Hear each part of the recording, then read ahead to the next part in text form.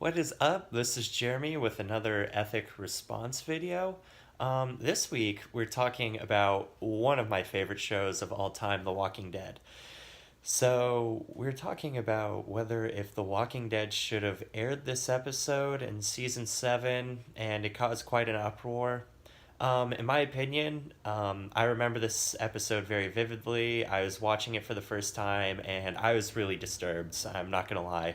I really wish they would have put like a viewer discretion there.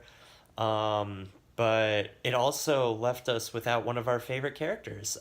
Glenn had like passed away. He was like a huge hit from the beginning of the show. He is there for Rick at the very beginning, saved him when he is under the tank, and then he was just gone. So I feel like that's what caused most of the uproars. Like they killed off such a crucial character in the moment, but then also the graphic behind it was very disturbing as well too.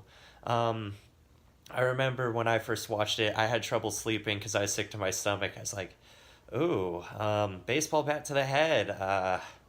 Dang, it was really emotional. He's like trying to talk to his wife, and I was like, I really wish they would have prepared me for that. As the networking company, like they really do need to put a little disclaimer at the beginning of it because a lot of people like when I was in high school, kids watch that show since like it's late, but it's not too late where it's past everyone's bedtime. If that's the case, like the network, like I can see why they didn't do it because it is such a late show that they felt like, oh, kids shouldn't be watching this, and it's also the parents' job to monitor it as well too. Because like when you look in the little description for the show, it says, hey, this is for older adults, but they don't specify at the beginning of the episode.